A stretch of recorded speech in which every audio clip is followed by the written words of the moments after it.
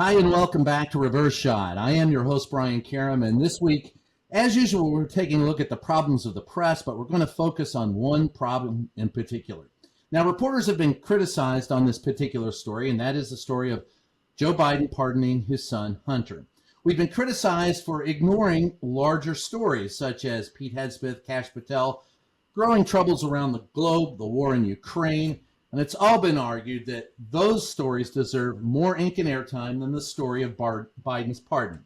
Now, I'm not going to criticize that because we're discussing that story today, and it would be a little hypocritical to do so. However, I do want to take a look at concentrating on the media coverage that has been supplied, and we're going to try in this show to try and put it in context, which I think is one of the biggest problems that we've had in the press, is contextualizing what this story is. So to unpack it, Joe Biden's son, Hunter Biden, he had addiction problems. He was suicidal. He bought a gun ostensibly for use of ending his own life. He never used it. He lied on the form to get it. He was investigated by the Republicans for a long time, trying to get him on. In fact, the talk of Hunter Biden's laptop became a meme, and it was so well publicized, but there was nothing that came of it. In the end, it was mostly sponsored by political retribution.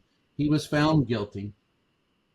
And as recently as June, I'll say June, the president said he would not pardon his son for that crime.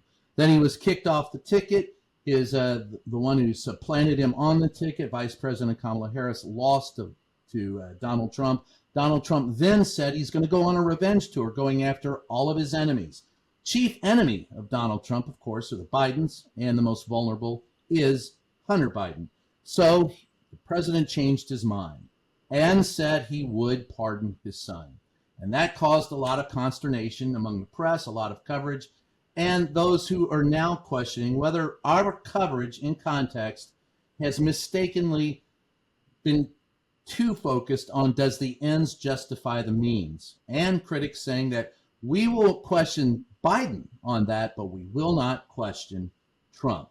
So I want to take a look at that and putting it in context. Helping me do that is former White House counsel John Dean, who testified in the Watergate hearings against Richard Nixon, and former Tea Party and Republican candidate for president in 2020, Joe Walsh. Gentlemen, thanks for joining me today. I appreciate it. Pleasure. Good to be with you, Brian. Yeah, I want to start out with you, John. I want to go back to your tweet. You said Biden should keep and ends justifying the means. I guess you're saying the means were fine and we haven't gotten to the ends that should take place. You say Biden should keep going with his pardons. Trump, Jack Smith and team, Mueller and team, and a blanket pardon for all on Trump's enemies list for any and all political statements before December 25th, 2024. Merry Christmas. Take the wind out of the retribution and revenge. You're even saying he should pardon Donald Trump. I am. For this reason, I think we need to draw a dramatic end to all this retribution and revenge business. And if you take away the claim that Trump has pounded on, that he is a victim of Joe Biden, if Joe Biden pardons him, that sort of weakens an argument that is not really there, but it certainly eliminates it. He has been pardoned by the American people. A majority of voters in the presidential election are quite aware of the fact that he's subject to criminal indictment and indeed was indicted on 34 counts, which will now likely be excused. So take the magnanimous step by the president and do it yourself. Take with a message of we've got to end the revenge and retribution before it even starts. So that was my thought on Trump. The rest of them were safe harbors for people like Jack Smith and his team, Mueller and his team, all of who have been the targets of Trump on the campaign trail, that he was going to seek revenge against them. I mentioned the broader group, which could include all of us who've said anything negative about Trump, just to take the wind out of that sail. It just seemed to me a very fitting way to go to eliminate the fact that any of these people might be subject to criminal prosecution by creating a safe harbor type pardon. This has been done before. You go back to George Washington and the Whiskey Rebellion. You go back to Lincoln and Andrew Johnson during the Civil War, issuing blanket pardons. Go to Jimmy Carter, who took care of draft dodgers during Vietnam. So this isn't a new thing, but it certainly lowers the temperature, and I thought could be a stroke of genius to help solve, or at least make Trump look very unreasonable in beating this drum anymore. Well, I think he looks unreasonable, but in everything that he does. But to your point, there are those who say that makes them above the law. You don't need a pardon. You don't need to claim the safe harbor then, and you can be prosecuted, Brian. and probably will be. But do you think that it places certain people above the law by the pardons? Pardons don't. The reason I put December 25th and Merry Christmas in that tweet on Blue Sky was you cannot retroactively, or you cannot prospectively pardon people. Only retroactively can you pardon them. So that was the cutoff date. Anybody who'd made statements that somehow got under the craw of Trump and his team, there would be a cutoff date. I was just thinking legalistically when I put that in and wished everybody a Merry Christmas. But I think, a safe harbor for people, there's a presumption because of some case law, a Supreme Court case, that you are admitting guilt when you accept a pardon, and you can't refuse a pardon. You can refuse a pardon, but you can't accept it and not tacitly be admitting some kind of guilt. What I think you're admitting is you like the fact that there's a safe harbor, and you don't doubt the fact that corrupt prosecutors could drum up some kind of conspiracy case against you and indeed charge you and put you through a lot of agony and what have you. So I don't think it's an admission of guilt, but an admission that there are bad people out there who can do bad things and twist the system. So I'm not troubled by that. Okay. Joe, you had said Trump has always believed he's above the law and always acted like he's above the law. By pardoning his son, Hunter, Joe Biden took that, quote, "no one is above the law" card that we all rightly pounded Trump with off the table and handed Trump a big victory. So you're saying the ends don't justify the means. And so I'd like your thoughts on what John has just said.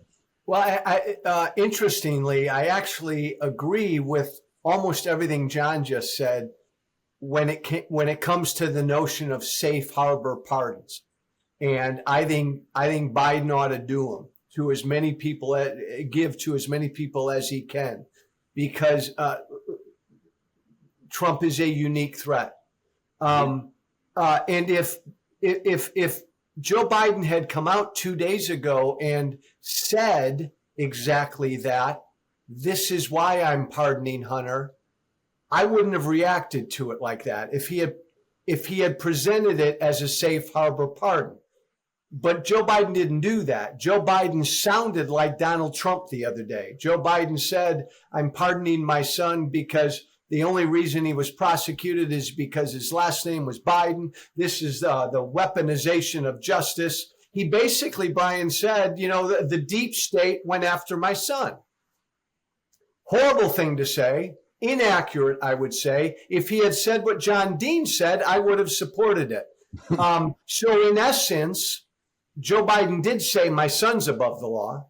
And I distinguish that from a safe harbor pardon. Last point I'll make, no, don't ever pardon Donald Trump. Really? Donald Trump tried to overthrow an American election. I just personally, I can't go there. Go ahead. My question, and look, having covered the first Trump administration, and John, you were in the Nixon administration, you saw Reagan, you've seen every president,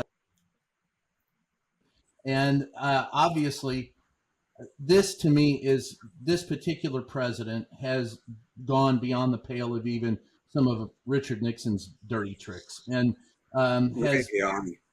way beyond. Yeah.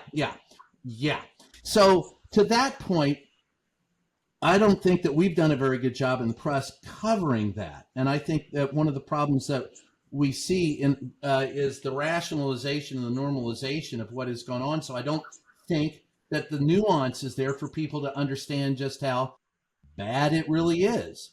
So my question would then be, do you risk further eroding democracy with a Donald Trump pardon? Or do you think that by doing it, we say, listen, guys, enough's enough. Put it behind us and move forward? Well, I think during the Civil War, there were certainly some very, very bitter feelings between the North and the South. And the fact that a lot of the people who got pardons during that era to help end the bitterness and the division swallowed their upset and decided it was time to get on. I think that's what has to happen here before it gets even more exacerbated than it is now, because we know, for one thing, Donald Trump will exacerbate it. So you're comparing, you actually think this is as bad, if not worse, than the Civil War? Well, I didn't live during the Civil War, although my grandfather did. I know I'm old, but not quite that. I think I think there's similarities in the eras. And the problem is, this is early in the division, where the Civil War, when the pardons were granted, was at the end. And they couldn't find a resolution because no one wanted to bite the bullet on the problem that still plagues our country, is slavery. So it was, intensely debated. We're not there. We're not that far. That's why I think it is timely now to do something. And while I certainly think Trump is, as I said, Nixon on steroids, if not on stilts as well, he is, he hasn't done the damage he may do. And I think that, a magnanimous act by pardoning him with Biden would help the situation, could temper the times. I think it would anger the Democrats who want to see, who believe that it would be horrendous. They would, but the thing is, the way it's going to go now is Trump has in effect been pardoned by the voters. He is 4 years from now, if he hasn't figured out how to stay in office for another 4 years, he will have to face the music, and we'll have rancor for the next 4 years, and then multiply it by 100, and it'll even get worse. Joe, let me react, Brian, to the way you set it up. Like, we've got to put all this behind us. Only one person put this in front of us. I mean, Donald Trump tried to overthrow an American election. Yes. Donald Trump took classified documents and then obstructed the search for those documents. I mean, lied about having them, said he didn't have them, then said he had the permission to have them, and then had his people move them. Right. Now, I agree, we are dangerously divided right now. Trump didn't create the original divide, but Trump did what he did. And to pardon someone uniquely in American history who was indicted for, and I believe committed crimes trying to overthrow an American election, I just think that's a bridge too far, and I don't think it would have any impact on what Trump intends to do these next 4 years. Well, it certainly limit his possibility to go after some people. That it would do, but I don't know if it would squelch his vitriol. I know the man well enough, having been close to him, that he'll find something else to get pissed off about and go after somebody else or the same people for invented slights after the date of cutting it off. John, you had said Christmas. So with that in mind, keeping in context the pardon, I guess the overall question is, are we past the point? Are we beyond breakage? Is this an indication that the democracy hasn't survived? I mean, I've often questioned whether or not the democracy survived the decision of the Supreme Court earlier this year when it gave the president unlimited immunity for official acts of which only they can decide. So my question is, do we even have a democracy at this point? And what would be the danger of trying to rebuild by giving him a blanket, or giving everyone involved a blanket? Well, we'd have to lay out a long checklist to put all the elements of our democracy in place. It's a unique democracy. It's not a pure democracy. We're a representative democracy. We did after Trump versus U.S., where the Supreme Court granted him at least immunity for his core activities as president. We had an election. We don't know what he would have done if he'd lost. We know what he's doing now that he's won.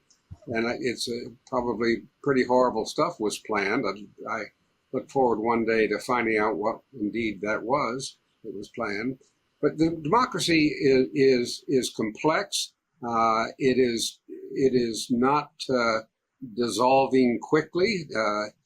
We're not like South Korea, where the president thought he had the power to declare martial law and shut down everything, and the people went to the streets. If Trump indeed invokes the Insurrection Act and tries to play like he's the dictator for a day in South Korea, hopefully we'll have a similar reaction here.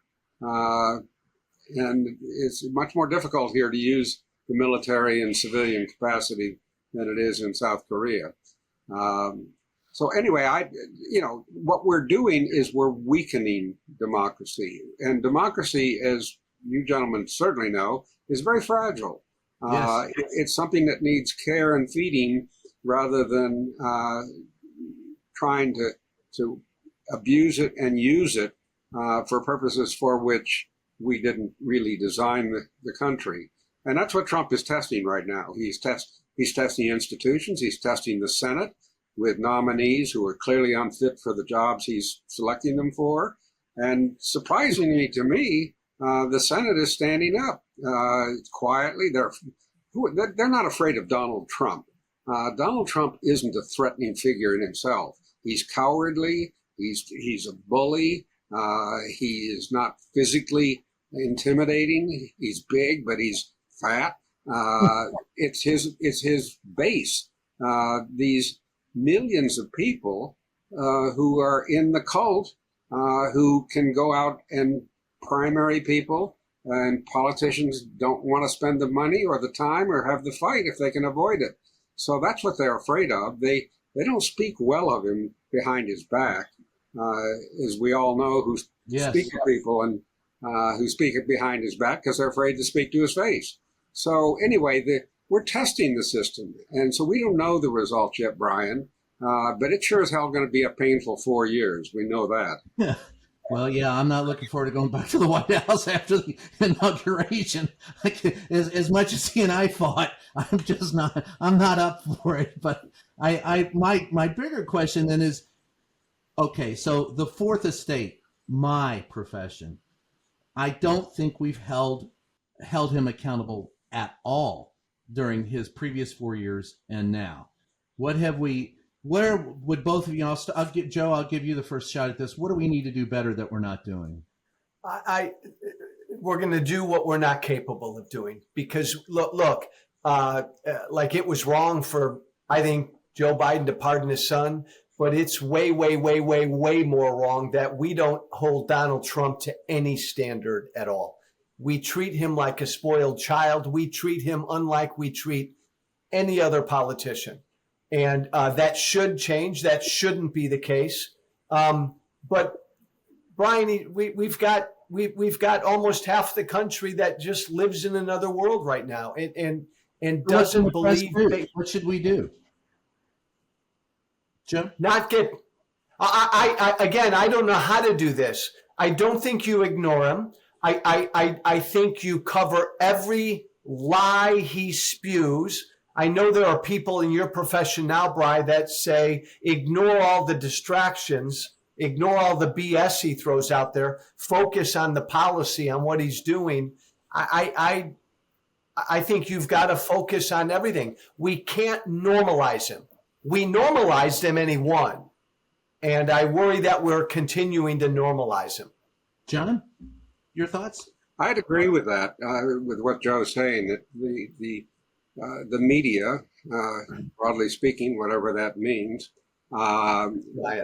certainly the gatekeepers of it, really have not been very hard on Donald Trump at all. They seem to be afraid of him. Richard Nixon did not have Fox News. I've often thought how different life would have been in that era had Fox News existed. Of course, it was born in Nixon's office with Roger Ailes. But anyway, that you do have a large following of intelligent people who get their news from nothing but Fox News, and it's really a misnomer to call it Fox News. It's Fox Entertainment, as they had admitted in lawsuit after lawsuit. They do have a news division that they squeak in before prime time, and then they put entertainers on who pretend to be presenting the news. It's really quite ludicrous. I think that I would start with taking the Fox News label off Fox News, because it's not a legitimate label. But a lot of people believe this is what they're hearing when Laura Ingraham or Sean Hannity and these people get on and do a newscast, but it's not really news. It's opinion, it's propaganda, it's misinformation, and we saw them pay almost $1 billion for pushing a phony Trump story, which was defaming a business, a going concern, Dominion software company, election software company. So where do you start? I think with calling out misinformation where it should be called out. And I would try to get a reckoning with Fox. If Murdoch and his company really want to destroy America, they've done a good job and gotten a good start on it.